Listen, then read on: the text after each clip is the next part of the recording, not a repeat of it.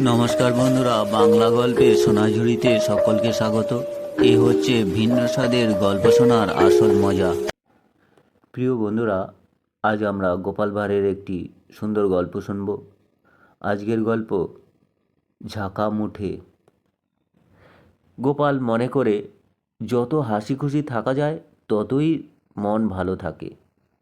আর হাসি খুশির মাধ্যমে লোকে যদি বিনোদন খুঁজে পায় তাহলে তো আর কথাই নেই। সত্যি কথা বলতে কি, গোপালও জানে রাজামশাই তাকে বিনোদনের উপকরণ হিসাবেই দেখে থাকে। সুতরাং হাসানোই গোপালের অন্যতম প্রধান কাজ। একদিন বাজার থেকে এক মুঠেকে ধরে এনে ঝাঁকায় বসে বলল, চলো রাজার বাড়ি যাই। মুঠে বলল, রাজার বাড়ি? গোপাল তাকে পাত্তাই না দিয়ে একরকম হুকুম জারি করে বলল, যা বলছি তাই করো।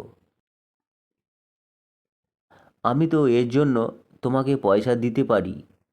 উপরন্তু রাজামশাই আমাকে এই অবস্থায় দেখলে তোমাকে কিছু বকশিসও দিতে পারে। অতএব মুঠেওয়ালা রাজি হয়ে গেল।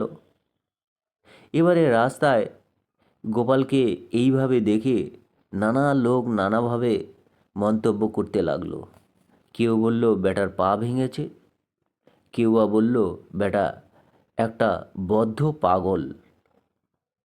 গোপাল কারুর কথায় কান না দিয়ে দিব্যি ঝাঁকার ভেতরে পা গুটিয়ে বসে রাস্তার লোকজনের তামাশা দেখতে লাগলো। এইভাবেই গোপাল রাজবাড়ির কাছেই এসে পৌঁছলো।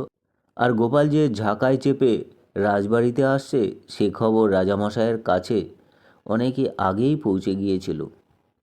রাজামশাই স্বয়ং রাজবাড়ির দ্বারে এসে দেখলেন গোপাল সত্যিই এক মুঠের মাথায় ঝাঁকায় চেপে বসে আছে। কাছে আসতেই রাজামশাই সাধারণের মতোই জিজ্ঞাসা করলেন, কি হে গোপাল, তোমার পা ভেঙেছে বুঝি? ঝাঁকার ভেতরে বসেই গোপাল বলল, অনুমান করুন, তাহলেই না বুঝবেন।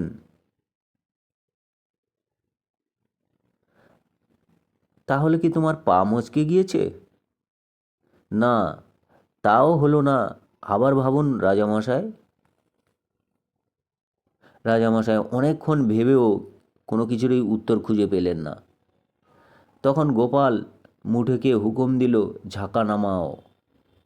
ঝাঁকা নামালে তার ভেতর থেকে দিব্যি উঠে দাঁড়িয়ে পা ফেলে রাজামশাইয়ের কাছে এসে গোপাল বলল, নবনিত্যাং।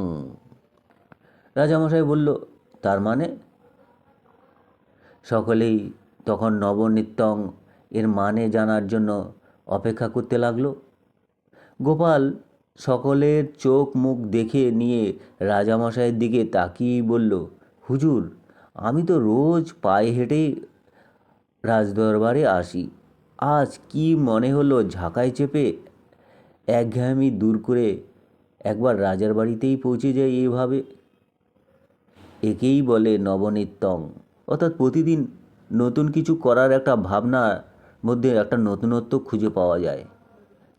তাই ভাবলাম আমি আজ ঝাঁকায় চেপেই রাজদরবারে আসব। হুজুর, আমি আজ তাই করলাম।